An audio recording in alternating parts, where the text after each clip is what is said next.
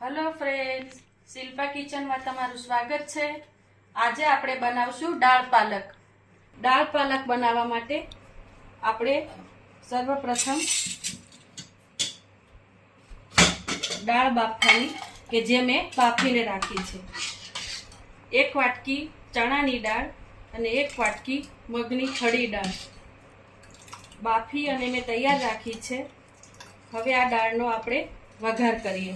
ચાલો દાળ બનાવવાનું શરૂ કરીએ। દાળને આપણે બીજી સાઈડ ઉકળવા મૂકી દઈએ।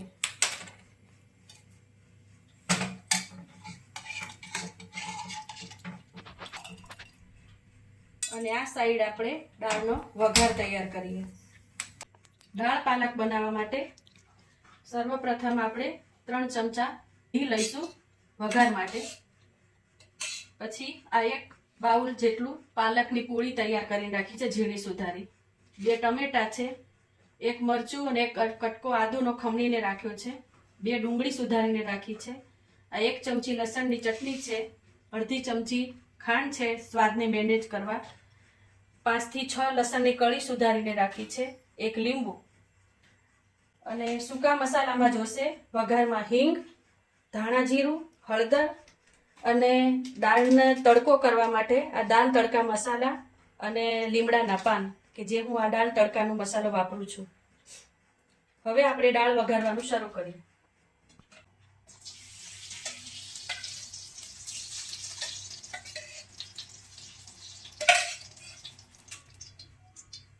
ઘી ગરમ આપણું થઈ ગયું છે।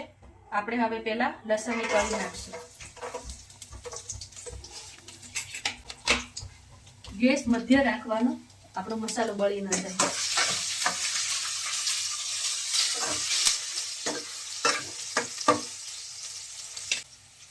લસણની કળી ગુલાબી થાય એટલે આપણે આદુ મરચાની જે પેસ્ટ કરીને રાખી છે એ નાખીશું।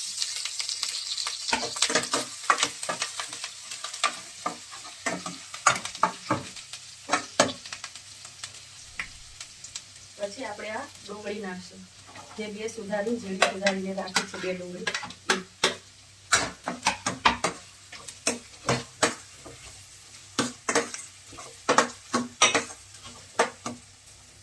ગુલાબી કલરની થાય ત્યાં સુધી આપણે સાતળશું ડુંગળીને। આ બાજુ આપણી દાળ પણ ધીમી આંચ ઉપર ઉકળે છે।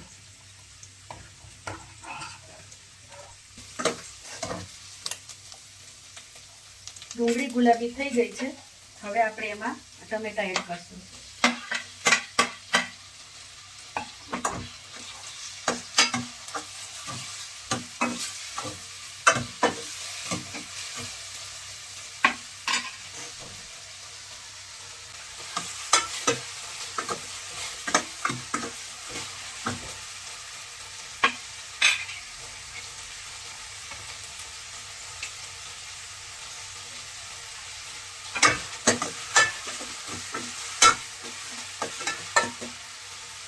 આપણે આને 2 મિનિટ માટે ઢાંકી દઈએ।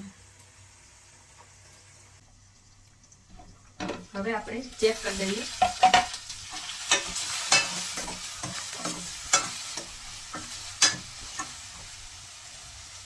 હવે આપણે આ લસણની ચટણી જે 1 ચમચી છે એ નાખશું।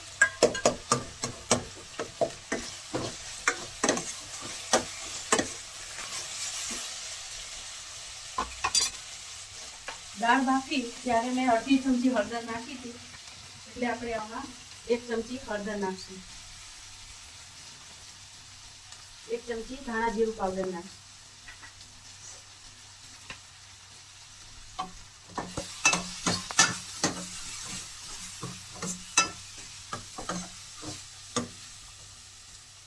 હવે આપણે આ 1 બાઉલ પાલક સુધારીને રાખી છે ઝીણી એ નાખશું।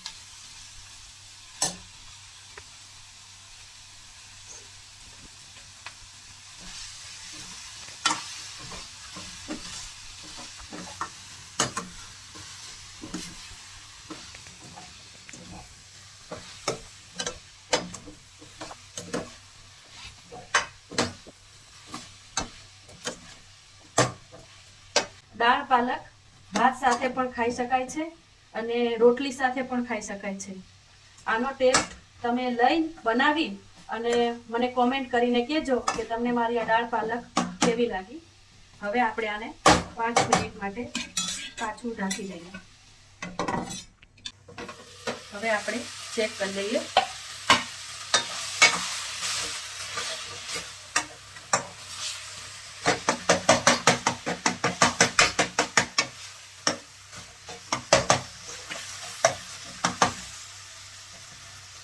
હવે આપણે સ્વાદને મેનેજ કરવા માટે અડધી ચમચી ખાંડ નાખીશું. આપણે 1 લીંબુનો રસ નાખીશું.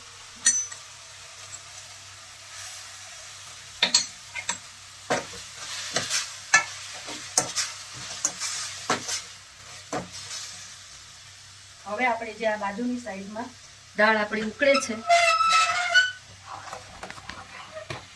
એ દાળ તૈયાર છે. ગેસ મધ્ય રાખશું આ વઘારવાળો અને આપણે હવે આમાં ધીમે ધીમે દાળ એડ કરશું.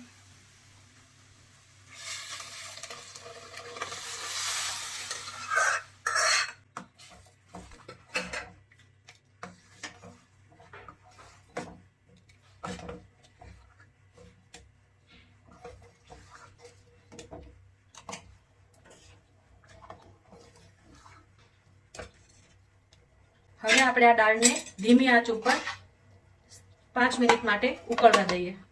હવે દાળ આપણે ચેક કરી લઈએ.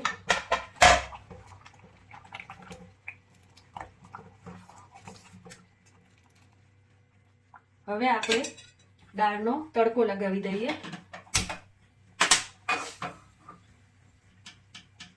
વઘાર આપણે દાળ પાલક વઘારી ઘીમાં વઘારી હતી અને તડકો આપણે તેલથી કરશું એટલે 1 પાવડું તેલ મૂકશું.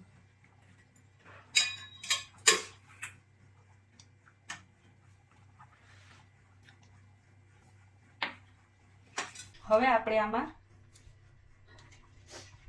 ચપટી જીરું નાખશું. આ લીમડાના પાન નાખશું અને તજ લવિંગનો મેં જે પાવડર કરીને રાખ્યો છે એ ચપટી કી નાખશું અને આ દાલ તડકાનો મસાલો.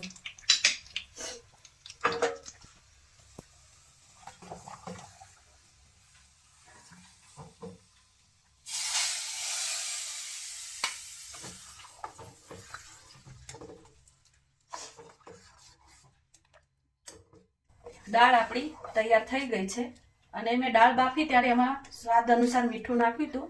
હવે આપણે લાસ્ટમાં છેલ્લે સ્વાદ અનુસાર મીઠું નાખશું.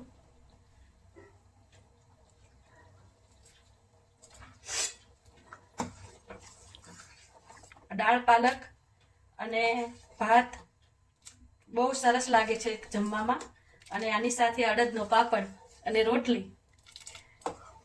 આપણી દાળ તૈયાર થઈ ગઈ છે. હવે આપણે ગેસ બંધ કરી દઈએ.